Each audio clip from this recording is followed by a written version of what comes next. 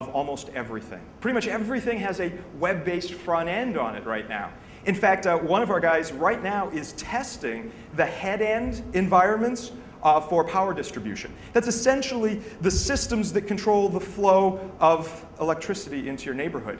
You know, they're managed via a web-based interface. What were they thinking? Webify everything. A long time ago, this was back in 1997, I was doing some work for one of the big automotive manufacturers. And we were doing some security work in there. And they were trying to move all of their corporate applications to make them web-based, to put a web-based front end on them. And I remember seeing on the wall, they had this huge sign, big sign, to motivate all their developers. And it said, Webify or die. Webify or die. You got to move to the web or else you're just going to be left behind, so Webify or die. But now when I think about how we've webified all of this stuff, webified not only all the stuff that's on the traditional internet, but the management of your IDS and IPS. Yeah, that's a web-based interface. The management of your enterprise antivirus, the management of your corporate firewall, all of this is webified. What were we thinking? That sign should have said Webify and die. Yeah. Cross-site scripting, cross-site request forgery, very dominant attack vectors. SQL injection is still rampant, which really saddens me. I mean, we've been doing SQL injection attacks since 1996, and to see them still out there and so dominant in the way people are stealing credit cards and doing other forms of attacks. There's a project that is done by another colleague of mine, Kevin Johnson, called Yokoso, Project Yokoso. And what Yokoso is it's a series of browser scripts. So if you have a cross-site scripting vulnerability in some application, you can use Yokoso to push scripts into the browser. They use a technique that's very common. The technique is to just look through the browser history, essentially querying, is this particular URL in the browser history, or is that one, or is that one, or is that one? That's an old technique.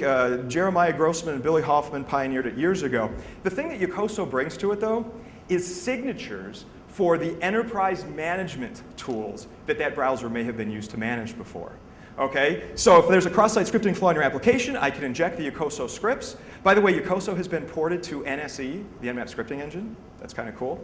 So I can inject those scripts into the application. One of your enterprise users who manages your firewall surfs to that enterprise application, and I can query his browser to see that that particular browser was used to manage your firewall. To what end? Yokoso is merely information gathering. It tells you that the browser you have currently hooked with browser scripts has been used to manage the firewall or the head end of the electricity grid or something like that. The follow-on attack would be some sort of control of that browser, maybe a beef hook or something like that gives you control of the browser. Yokoso is merely information gathering. Do you guys remember Bell LaPadula? This is going back old school. But back in the day, a couple of PhDs called Bell and LaPadula had this idea to make secure systems. The idea here would be we could have high security environments and low security environments, and we could connect them together as long as we separated them with a Bell-LaPadula line. Do you remember this? Or is this too old school? Some of these not too old school. All right, and the Bell-LaPadula line should be configured this way. This is what these wonderful men told us. They said, the low security zone can write into the high security zone. You allow write up. Also, the high security zone can read down. This way, you can't exfiltrate sensitive information from the high security zone into the low security zone.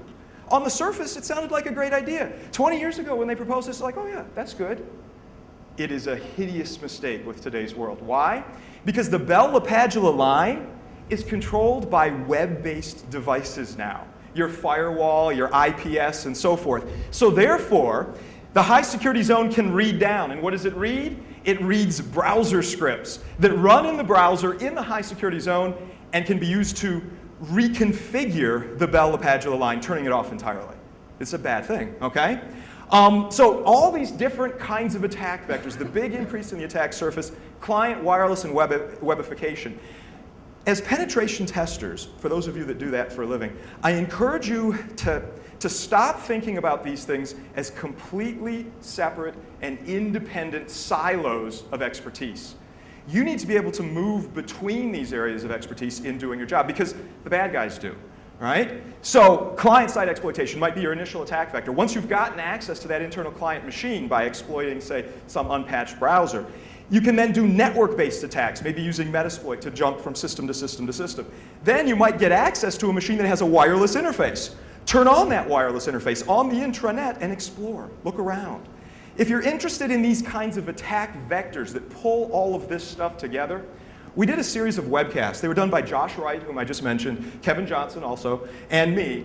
And we called it the Pen Test Perfect Storm Trilogy. It's 3 webcasts. They're available for free. Just do a Google search on this, and you can see how you can take these 3 different attack vectors and use them in individual attacks. We go over a whole bunch of scenarios in there.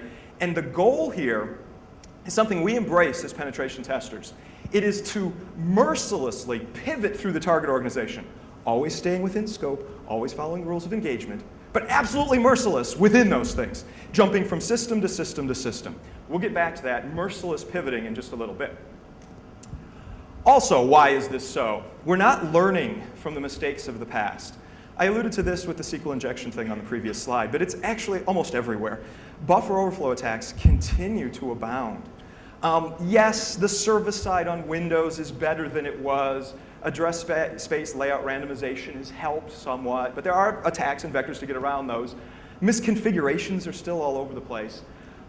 When I started doing information security, way back in 1996, my thought was, 5 years or so, we'll nail this. We'll become so much more secure. This buffer overflow stuff that Aleph1 is talking about, amazing and important stuff, but we'll figure this out and we will become so much more secure. And here we are almost 14 years later, and the issues are still there. There are new languages being deployed and environments that are thirsty to run these languages. And the attackers are just really happy to provide input. I'm talking here about the extensions of things, not only like Java runtime environment, but also Flash, which is a beautiful runtime environment, Microsoft Silverlight, and others as well. Comprehensive patching processes are a problem. They remain elusive. We talk to a lot of our clients and we say, how are you doing at patching your systems? And they'll say, oh, we're pretty good. Really? And then we'll analyze it. We'll look at one of their Windows boxes. Just give us a representative sample of a Windows box. And we had one client that said that they did a really good job of patching, and the thing was missing 13 patches, 5 of which were critical, on a typical Windows box. Now, maybe you're better than that organization, and you do Windows patching very well. All right, well, what about the third-party ecosystem that lives on top of Windows?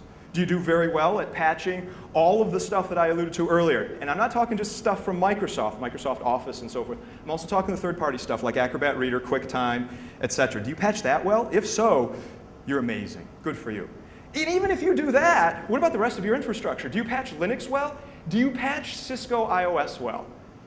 I saw a presentation by John Stewart, who is the Chief Security Officer of Cisco. It's a presentation about a year ago that he did. And it was a brilliant presentation. He did a fantastic job with it. And he asked an audience of 300 people, how many of you here patch iOS well? And nobody raised their hand, and he put his hand down. And he says, good, if you figure out how to patch it well, let me know, because we're not sure. And I thought that honesty from the Chief Security Officer of Cisco itself was pretty good. I mean, that's good stuff. All right, why else are the bad guys winning? Asymmetry and botnets. It's a fundamental axiom of computer security that the defenders have a harder job than the attackers, right? In fact, this was mentioned yesterday. Haroon Mir, who did a fantastic presentation yesterday, it was just awesome. Anyway, Haroon mentioned that the attackers have to find one way in, whereas the defenders have to defend against all these different attack vectors. That's true, that's fundamental. It's been that way since the days of Bell LaPadula, right? But it's gotten worse. The asymmetry has tilted even more in the bad guy's favor. If you go back 10 years ago and you were from a large enterprise, maybe a government agency or maybe some big company, one thing that you could be pretty certain of is that you had more computers than the attacker did. You had more raw CPU horsepower to do whatever it is that you needed to do. You might have, in your environment, 100,000 nodes. The bad guy might have 10.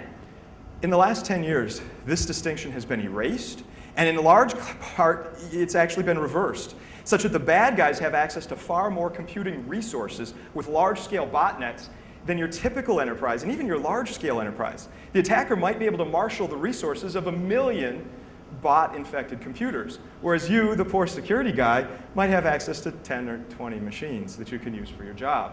So the asymmetry is growing even worse. All right, so that's why the bad guys are winning. So what are the implications of this? This is where the presentation is going to say, okay, if you accept my central thesis, even at least giving me 51% on it, although the truth is it's 90%, what does this mean for pen testers? what is the job of a pen tester? Here's how I try to envision the job of a pen tester. Our job as pen